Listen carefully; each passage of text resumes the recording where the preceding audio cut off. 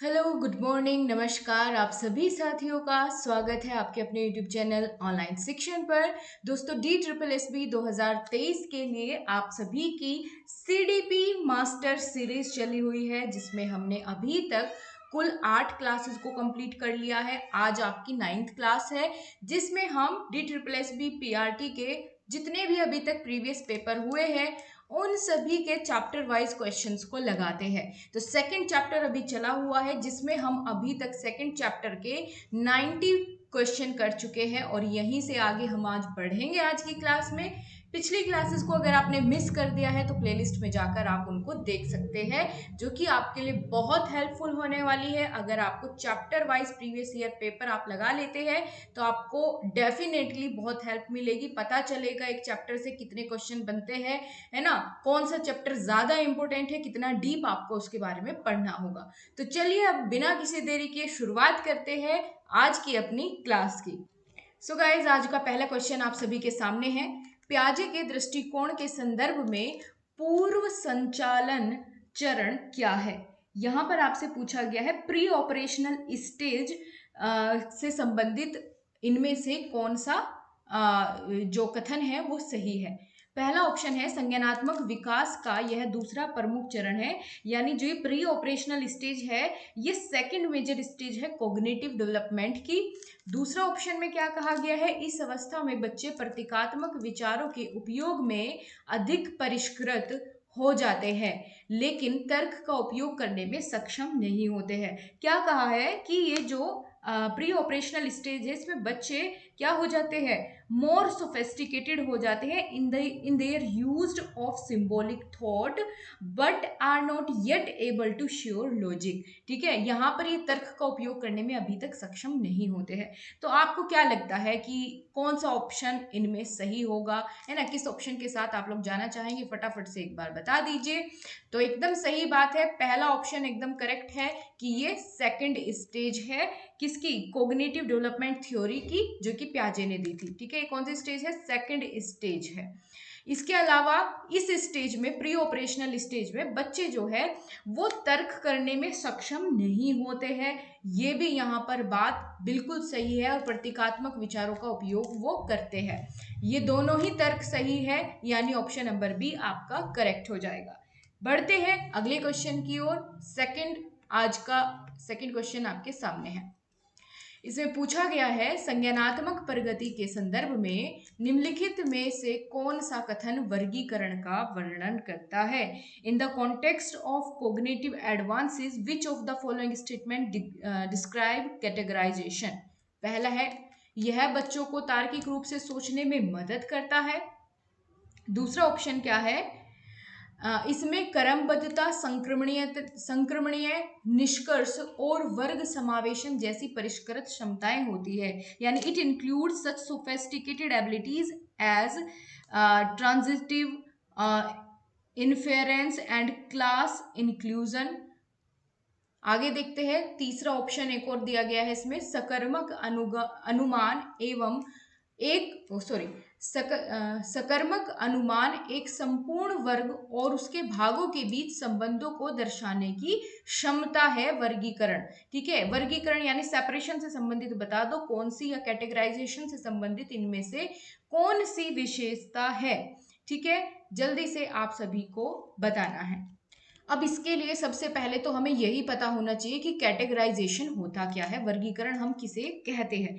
वर्गीकरण क्या है, एक मानसिक प्रक्रिया है जो कि पियाजे के संज्ञानात्मक विकास के सिद्धांत की मूर्त संक्रियात्मक अवस्था के दौरान बच्चे में विकसित हो जाती है, कि बच्चा क्या है, कैटेगराइजेशन करने लगता है। ठीक है, वर्गीकरण उनका करने लगता है।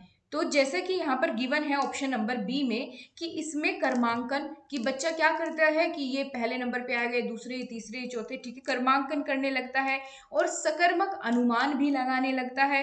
ठीक है, समावेशन जैसी जो विशेषताएं हैं बच्चे में वो शामिल होती है और वर्गीकरण में ये सारी की सारी विशेषताएं शामिल होती है। तो दूसरा ऑप्शन तो यहाँ पर इसलिए यहाँ पर सही हो जाता है। ठीक है, इसके अलावा जब हम पहले ऑप्शन को देखेंगे कि यह बच्चों में तार्किक रूप से सोचने में मदद करता है, तो बिल्कुल सही है कि बच्चा यहाँ पर तार्किक रूप से सोचेगा तभी तो बता पाएगा कि वर्गीकरण में कौन सा पहले पर आएगा, इनकी विशेषताएं एक जैसी है तो इनको हम एक समूह में रखेंगे, ठीक है, एक ही कैटेगरी में रखेंगे, तो ये भी ऑप्शन हमारा सही है। जबकि हम बात करते हैं थर्ड ऑप्शन की, तो ये इसमें शामिल नहीं है कि संपूर्ण वर्ग और उसके भागों को के बीच में संबंध को भी समझ पाए, इतनी क्षमता हो जाए, ठीक है, तो ये इसमें नहीं आएगा। यहाँ पर दोनों ऑप्शन पहला और दूसरा सही है, तो ऑप्शन नंबर सी को यहाँ पर हम चुनेंगे जिसमें पहला और दूसरा दोनों गिवन है। आगे चलते हैं, नेक्स्ट क्वेश्चन आपके सामने है दोस्तों। पूछा गया है ब्रेन एंड रिफ्लेक्स बिहेवियर के संदर्भ में निम्नलिखित में से कौन सा कथन सही है। ब्रेन एंड रिफ्लेक्स के संदर्भ में यहाँ पर पूछा गया है। चलिए पहला ऑप्शन देख लेते हैं। गर्भाधान के लगभग 2 सप्ताह बाद मस्तिष्क धीरे धीरे लंबी खोखली नली से कोशिकाओं के एक गोलाकार द्रव्यमान में विकसित हो जाता है।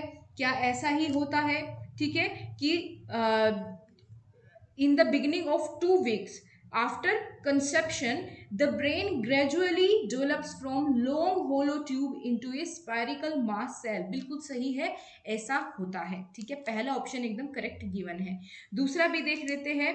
The cerebellum grows fastest during the first year of life, तो बिल्कुल सही है। जो हमारे सिर का हिस्सा होता है जिसको हम सेरिबेलम कहते हैं, ये जीवन के पहले वर्ष के दौरान बहुत ही तेजी के साथ क्या होता है, विकसित होता है, डेवलप होता है, तो ये भी हमारा ऑप्शन एकदम करेक्ट हो जाता है। इसलिए हम सी ऑप्शन के साथ जाएंगे, पहला और दूसरा दोनों। आगे बढ़ते हैं, आज का अगला सवाल। इसमें पूछा गया है विकास के निम्नलिखित सिद्धांतों में से कौन सा सही है। जो विकास के सिद्धांत है, प्रिंसिपल्स है, उनमें से कौन सा सही गिवन है। देखो पहला सिद्धांत दिया गया है सेफेलोपोडल सिद्धांत। सेफेलोपोडल में क्या होता है, विकास नीचे से ऊपर की ओर होता है, तो बताइए क्या ये सही गिवन है कि पैर से, टो से हेड की तरफ विकास होता है, ठीक है, किसमें, सेफेलोपोडल में, तो क्या ये सही गिवन है, आपको बताना है। तब तक हम अगला ऑप्शन भी देख लेते हैं। दूसरा है प्रोक्सिमो डिजिटल प्रिंसिपल। इसमें बताया है विकास और मोटर विकास शरीर के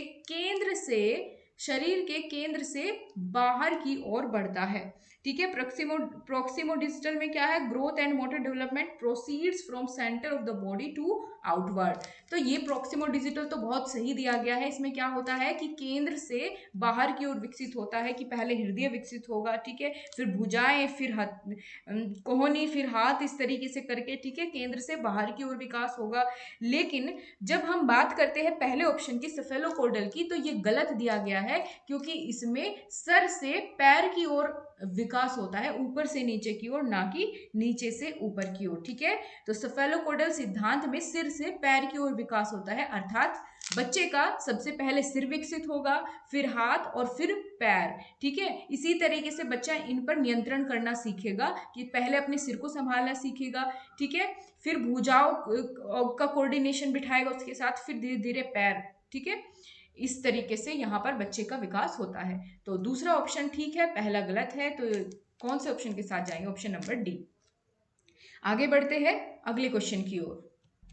इस क्वेश्चन में आपसे पूछा गया है एरिक्सन के अनुसार डैश स्वयं की एक सुसंगत अवधारणा है जो लक्ष्यों, मूल्यों और विश्वासों से बनी होती है, जिसके लिए एक व्यक्ति ठोस रूप से प्रतिबद्ध होता है, ठीक है। यहाँ कहा गया है कि according to Erikson dash is a coherent conception of the self made up of goals, values and beliefs to which a person is solidity committed, ठीक है। वो अल्टरेशन यानी उतार चढ़ाव से संबंधित ये कथन दिया गया है एरिक्सन का, या परिवर्तन, या फिर पहचान या संशोधन, ठीक है। तो आपको अब बताना है कि कौन सा ऑप्शन आपको लगता है कि यहाँ पर सही है। तो बिल्कुल ठीक है, ऑप्शन नंबर सी, पहचान यानी आइडेंटिटी।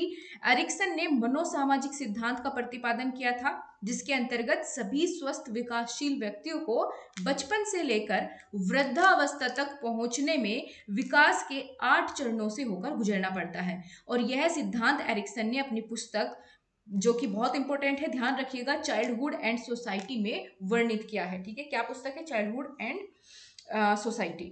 चलिए आगे बढ़ जाते हैं अगले क्वेश्चन की ओर। आई होप आपको समझ आया होगा ये क्वेश्चन।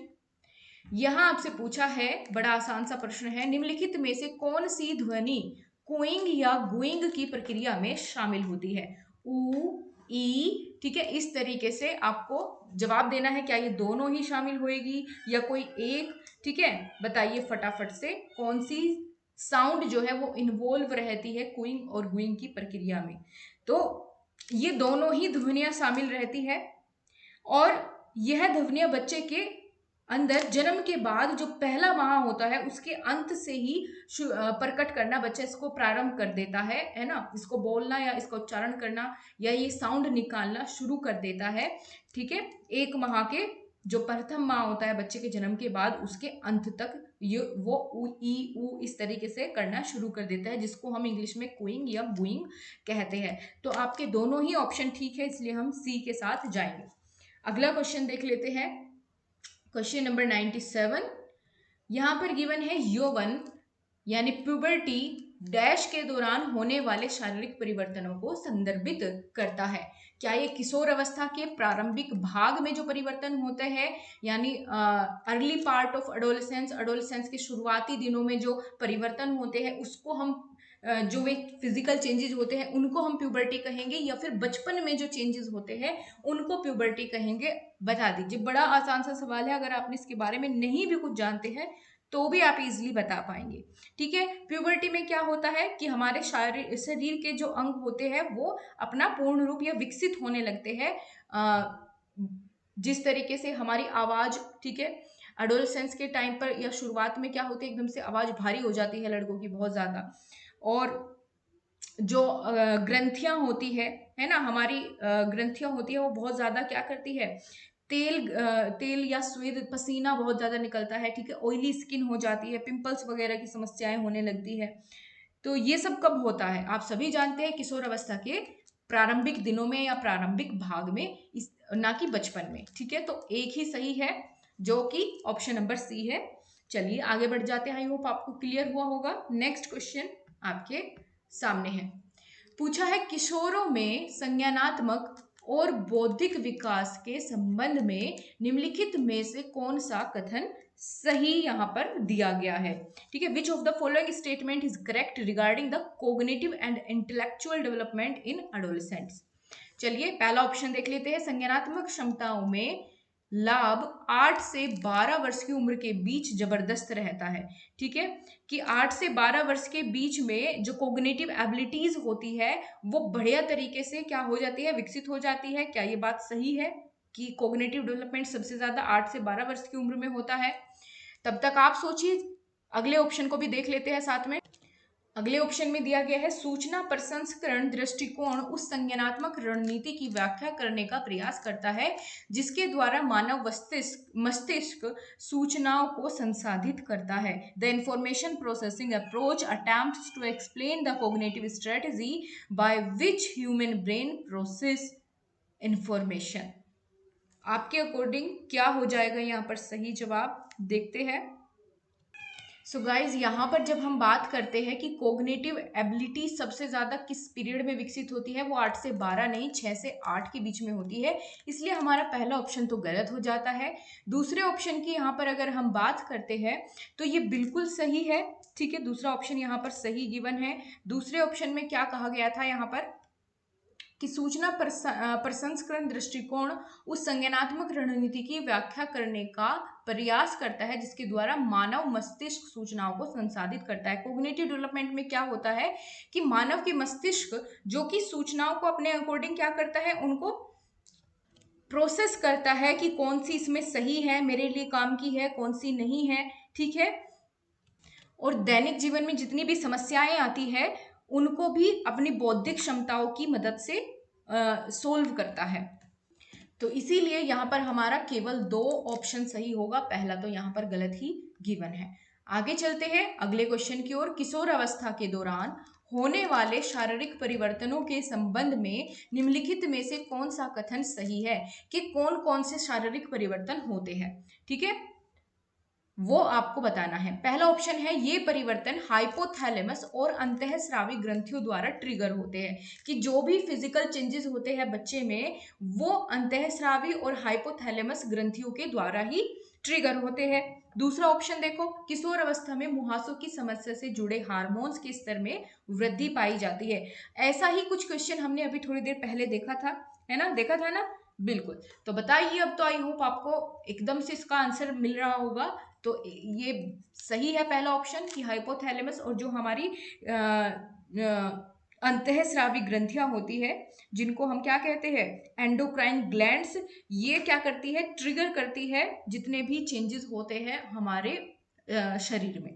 दूसरा, इस समय में किशोर अवस्था के दौरान बहुत सारी समस्याएं होती है, जैसे कि मुहासों से संबंधित समस्याएं, है ना, क्योंकि हमारी जो स्किन होती है वो बहुत ज्यादा ऑयली होती है, तो एक्ने प्रॉब्लम होना इसमें नॉर्मल है।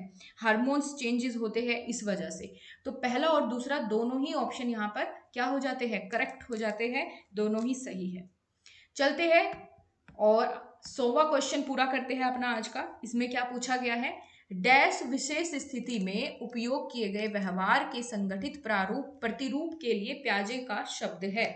Dash is the Piaget's term for organised pattern of behaviour used in particular situation. देखो ऑप्शन क्या है, फोनेमिक, अकाडेमिक, स्कीम्स, स्कीमा भी इसको कहते हैं, या फिर एक्सोनेमिक। ठीक है, बताइए किस ऑप्शन के साथ आप लोग यहाँ पर जाना चाहेंगे।